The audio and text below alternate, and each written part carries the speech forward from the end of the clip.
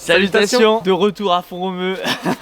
C'est pour ça qu'on est sur couvert. Avant de commencer le sujet de la vidéo, on tenait à vous remercier pour tous les retours que vous avez fait sur la vidéo du périple. Franchement, on s'attendait pas à autant de retours. Vous êtes tous méga chauds, méga bienveillants, donc merci à tous. Et puis on continue ensemble hein, du coup. Ouais. Ça va envoyer du KV à foison. En attendant petit déj, 6h30, réveil beaucoup trop matinal. Donc voilà. Oh.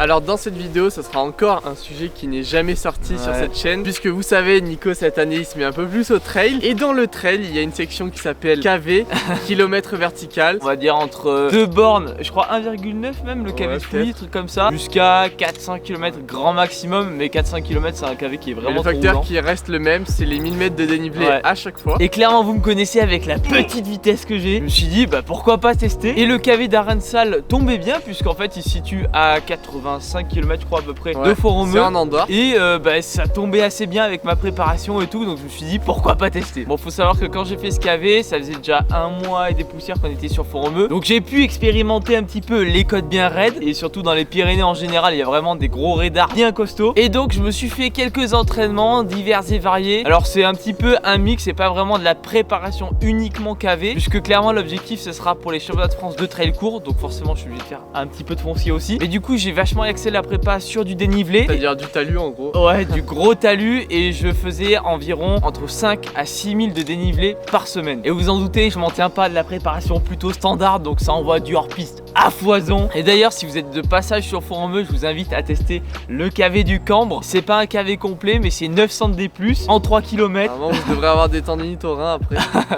Mais c'est un truc assez sympa ouais. C'est donc le matin du 21 octobre d'ailleurs, vraiment très tôt également. Sachant que la course était à 9h30. Heureusement dans ce périple il y avait Thomas qui lui est plus spécialisé dans le ski alpi. Mais du coup comme tous les gars qui font du ski alpi d'après ce que je vois, ils font pas mal de trail l'été. Donc voilà, il était de la partie. Et c'est donc vers 7h15 qu'on le récupère à Font-Romeu. Bon heureusement personne n'est encore réveillé. Donc on est quasiment tout seul sur la route. Donc ça avance assez vite, c'est peinardou. Le seul problème qu'il pouvait y avoir dans ce trajet, c'était le passage de la douane en Andorre. Parce que quand ils voient 3 jeunes français ils pas disent, très net dans la voiture, ils disent ok on les arrête direct. Mais heureusement pour l'aller il y avait personne donc, mais par contre pour le retour vous verrez que ça s'est pas super bien passé. On arrive sur place à Arensal vers 8h45. Moi c'était la première fois que j'arrivais sur ça, donc je savais pas trop à quoi m'attendre. Déjà petite goutte de sueur quand on se rend compte sur le trajet qu'il y a des sommets qui sont tout enneigés. Heureusement c'était pas là où on allait, mais vers les 2008 ils étaient enneigés. On va aller casser la montagne, pas du tout les gens. Et donc là en fait c'était vraiment une petite compète conviviale limite. Il y avait une petite banderole de départ et puis sinon on était allez je crois qu'on était 60 à tout casser maximum. Mais bon heureusement parce qu'on est arrivé vers 8h45 donc bon on était qu'à 3 quarts d'heure du début de la course. Je panique, j'ai une crise de panique. D'ailleurs l'échauffement dans un KV il était un peu scandaleux ton échauffement. J'ai fait vraiment un échauffement honteux parce que du coup par à peu près une demi-heure avant j'ai perdu Thomas en cours de route, je sais pas trop ce qu'il a fait. Moi j'étais parti voir le début du KV. Le premier passage c'est vraiment un tiré d'Ion de 50 mètres et puis ensuite c'est plus roulant jusqu'à attaquer vraiment le hard bien nerveux. Et donc je suis un petit bout dans la côte, ensuite je redescends et je fais sur la route parce que bon j'ai pas envie d'exploser non plus avant le départ. Bref un échauffement très court, plus court que j'ai l'habitude de faire. Mais bon là on peut pas partir comme des tarés non plus, donc ça suffisait amplement à chauffer mes guibolles. Pour ma part, sachant que le départ arrivait très vite, j'ai voulu prendre un peu d'avance, donc j'ai commencé à monter dans la côte. J'ai dû faire en vrai pas grand chose, moins de 400 mètres de dénivelé, ce qui m'a amené quasiment au point de ravito, c'est-à-dire un peu l'endroit à mi-parcours. Et donc je me suis posé sur un endroit et par contre je me suis dit là on a vraiment pas de chance parce qu'il y avait du brouillard partout, on n'y voyait rien. Et pour filmer la course ça a été une petite galère. 9h30 le départ est donné, donc là je savais qu'il y avait un gars chaud mais je savais pas qui c'était parce que bon, je connais pas grand monde encore dans ce milieu là. Je pars évidemment un peu trop vite mais bon il y a un gars qui part aussi je pense beaucoup trop vite par rapport à ses capacités. Moi je me dis ça va être lui le gars chaud et tout. Sur les premières centaines de mètres c'est pas très raide parce que tu remontes une piste de ski et dans le milieu du KV une piste de ski ce n'est pas très raide. Non. Pour vous donner une idée ça devait être je pense du 15% à peu près, quelque chose comme ça. Mais avant d'attaquer vraiment du beaucoup plus pentu parce qu'en fait du coup là moi j'arrive au bout de 300 mètres de course à peu près 400 mètres max. Je suis déjà à 15 mètres devant, je me dis putain mais soit le mec qui est chaud il est pas là, soit je suis parti trop vite. Le problème c'est que c'est très difficile de se jauger et je savais pas trop. Donc je me suis finalement pas posé trop de questions, je me suis dit bon bah tant pis si je suis parti trop vite j'exploserai plus haut. Mais là je peux pas me dire bon bah vas-y j'attends les gars et tout, non bah je continue. Et justement je dirais peut-être 400 mètres après le départ ça entame un énorme radar. En fait il y a la piste de ski, il y a un chemin et d'un coup il y a un talus. Ouais. Et là il y a des petits drapeaux rouges et, et apparemment c'est la trace. Le chemin continuait, donc je me suis dit bah ça doit peut-être continuer et puis après s'accentuer un peu plus. Mais en fait je vois que le drapeau fait droit dans le talus, donc je me dis d'habitude c'est moi qui fais ça hors piste. Est-ce qu'on passe vraiment là? Effectivement on passe vraiment là. Et pour que vous vous rendiez compte, là c'était à peu près du 45%.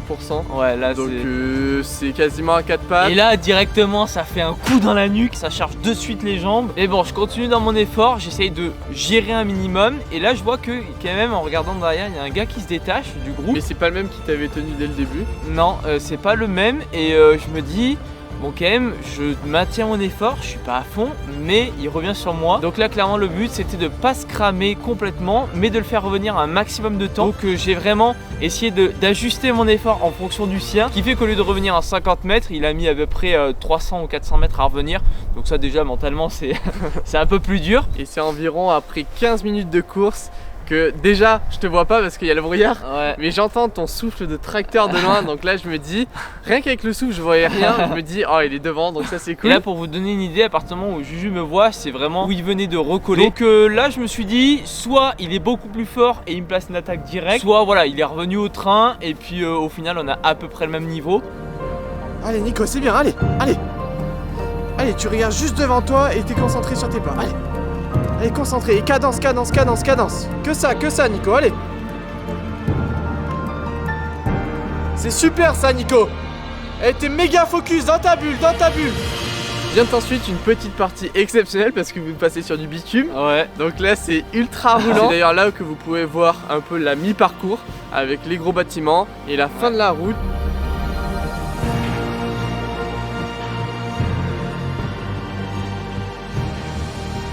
Et là il y a de nouveau 2 banderoles et ça recommence à être très pentu. Et du coup avec le fameux Jordi, parce qu'au final c'était lui qui était fort, on continue ensemble. Juste après Julien il me passe devant. Je pense qu'il a voulu voir comment j'étais et je crois qu'il a durci légèrement le rythme. Sauf que j'étais assez bien et je l'ai suivi directement. Du coup il a fait un bout de chemin devant. C'est environ je pense 200-300 mètres maximum. Après il a vu que j'accrochais, il s'est dit bon je vais quand même le laisser passer. Moi évidemment je préfère être devant donc je suis passé devant, j'ai pas rechigné.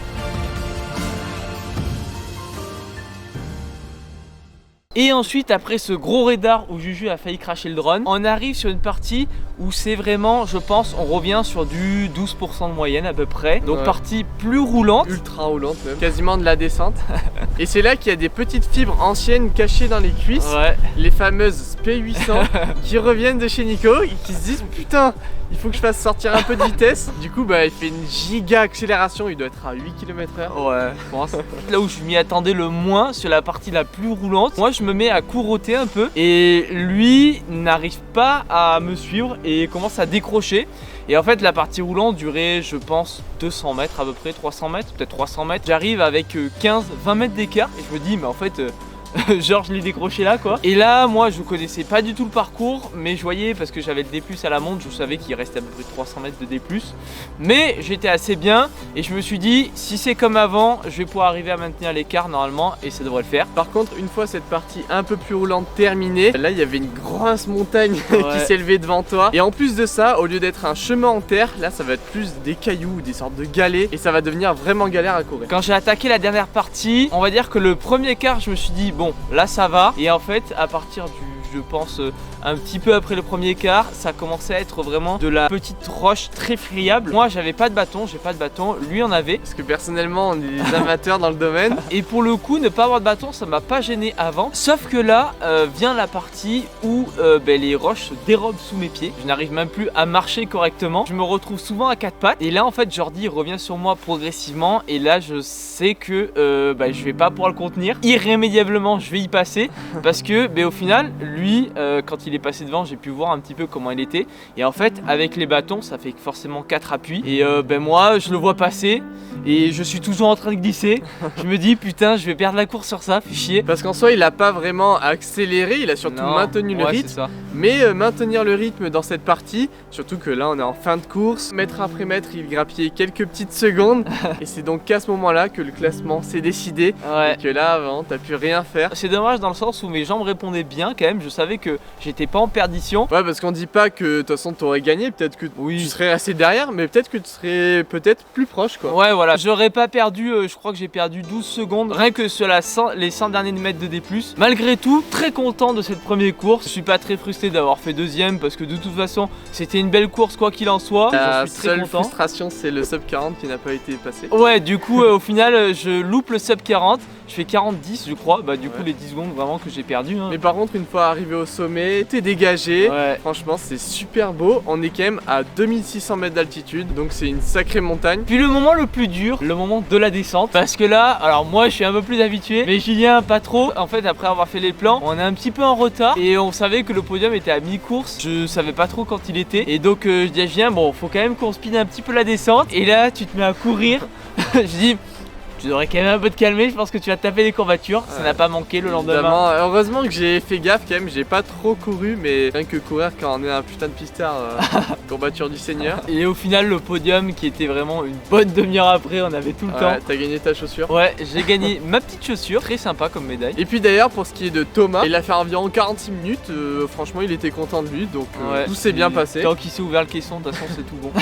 Et puis ensuite après le podium ça redescend tranquillou, tout se dégage. Il fait beau maintenant, c'est nickel. Et comme je vous ai dit en début de vidéo, sur le retour on s'est évidemment fait arrêter par la douane. Évidemment nous avec l'espagnol, la dernière fois que j'ai pratiqué c'était il y a 7-8 ans je pense. Même les mots basiques je suis là, ça veut dire quoi? Je leur monte 2-3 sacs, ça fait le taf. Pour info on avait un canoë, une barre de musculation. Ils ont rien compris. Ils nous ont demandé si on disait la vérité, on a dit que non évidemment.